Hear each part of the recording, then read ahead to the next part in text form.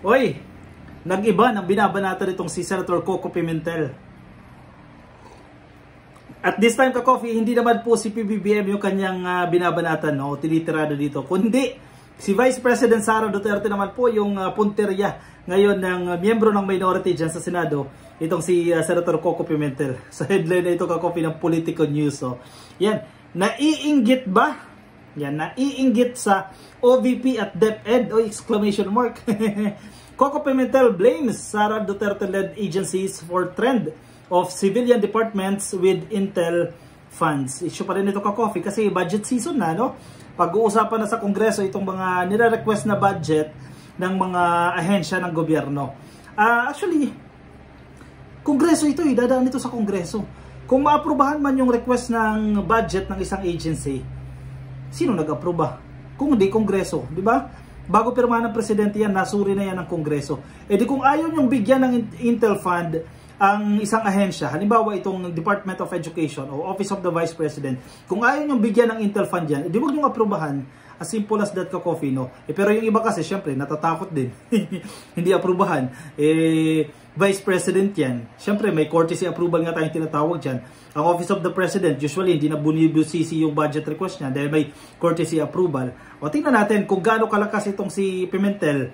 At ganoon din po dyan sa lower house, dyan sa Kongreso, yung grupo nila Castro, itong Makabayan Black. Kongreso yan eh. Sa inyo yan eh. Sa inyo dadaan yung budget eh. Di kung ayaw nyo, huwag nyong aprubahan. Pero again, hindi nyo lang decision yan. Yan ang pinupunto ng Office of the Vice President dito eh. Mismong si VP Sara ang pumupunto dito. Hindi mo decision yan. Decision yan ng Kongreso. And eventually, no, ng magiging presidente. Kasi siya yung mag-a-aproba. Hindi lang ng iisang tao. Hindi si Coco Pimentel ang mag-a-approve. Hindi si Franz Castro o na Makabayan. Kundi ang Kongreso as a whole, as a body, yung magdidesisyon kung bibigyan to ng budget o hindi. So ano yung pinuputok ng butchi dito ni Coco Pimentel? Kasi daw, itong ginagawa daw ng Department of Education at ng OVP, baka daw gayahin ng ibang government agencies na hindi dapat nagre-request ng intel fund. Yan yung kanyang pinupunto dito. Kasi nga, bakit inalaw nyo si VP Sara? Bakit inalaw nyo yung DepEd? Di allow nyo rin kami. Yan ang kinakatakutan dito ni Coco Pimentel. Again nga, kayo pa rin yung mag-a-approve niyan. Kongreso yan, dadaan sa inyo yan. Dadaan sa mga budget hearings yan. Huwag yung aprubahan, di ba? Again, hindi mo lang decision yan. Senate Minority Leader Aquilino Pimentel III has slammed civilian agencies like the Department of Education, yung pinag-iinitan itong DepEd, at ang Office of the Vice President for requesting millions of confidential intelligence funds o CIF, even though they are not involved in law enforcement and national security. Kasi ang ini-expect nila dito, dapat ang Armed Forces of the Philippines, ang PNP, ang mga magre-request ng ganitong klaseng pondo at hindi ang civilian agency like the Department of Education. Pero ilang beses na rin pong ipinapaliwanag ng DepEd dyan kung bakit sila nagre-request nitong intel fund, no, or confidential funds.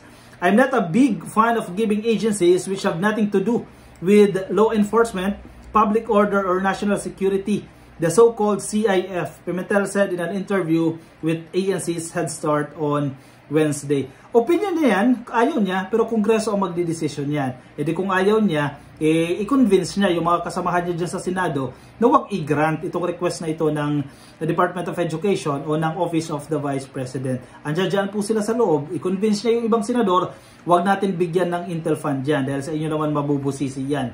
Diba? As simple as that. Sa Kongreso, ganoon din.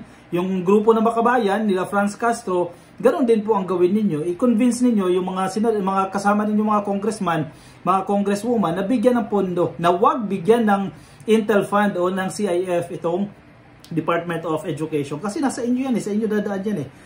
The opposition senator said granting the OVP its 500 million CIF and the DepEd its 150 million CIF request would embolden other civilian government agencies to also request the fund that is classified by nature. Ayun na eh. Kung hindi na i-establish na classified by nature yung isang request ng pondo, huwag niyong ibigay. Bakit nyo binibigay? Yung iba, ano ba ang dahilan dito? Kasalanan ba ni Vice President Sara Duterte yan? Definitely, hindi niya kasalanan niya. Kasi kayo yung nag-aproba niya. Kung ayaw nyo, huwag nyo nga ibigay. Vice President Sara Duterte has defended the confidential funds as important to teach patriotism to children. Last year ko pa sinabi yan sa dalawang ahensya na first time nakakuha ng CIF na huwag ninyong umpisahan nakatingin ibang civilian agencies, dapat hihingi din kami. Pimentel said. Yun nga yun eh. Huwag nyo aprubahan.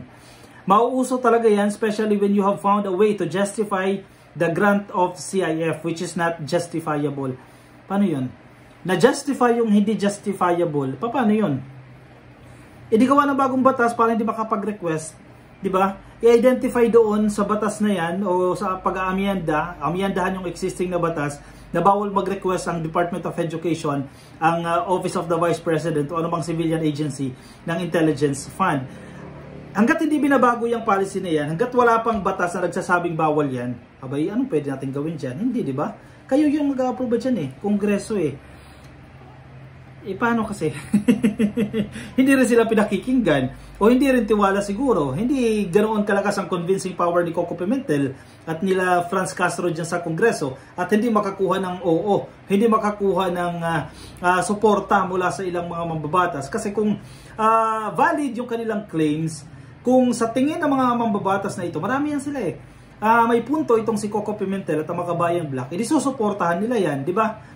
Hindi nila i-grant itong request na ito ng CIF, ng DepEd o ng Office of the Vice President. Baka hindi rin kasi nakikitaan ng good point no, o ng validity itong justification ng mga mambabatas na ito. Yun lang yan ka-coffee.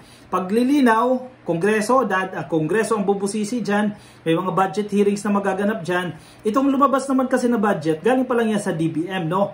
Donasuri na ng DBM yan, pero dadaan pa po yan sa budget hearings. Ilang hearing pa po yung pagdadaanan yan hanggang umabot pa ng plenary yan at bubusisiin yan. Alam nyo naman yan ka-coffee, itong September, October, budget hearing yan, November, hopefully no, na-aprubahan na yan para maglagdaan ang ating presidente. For sure, magiging talk of the town na naman itong budget ng DepEd at ng Office of the Vice President. Tingnan natin kung gaano kalakas ang boses dito ng grupo nila Pimentel. Pagkakataon nyo na huwag maaprubahan yan. Nasa sa inyo po yan. No? Pero again, tulad ng sinasabi natin, ang President may courtesy approval. Long practice na ito.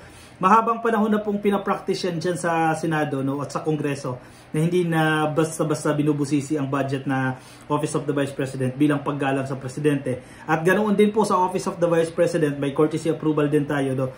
Though hindi naman nakasulat yan o tawag dito, nakaukit doon sa libro o sa bato, pero commonly practice po yung courtesy approval. Tingnan natin kung saan magpo-prosper itong complaints na ito ng grupo nila Pimentel.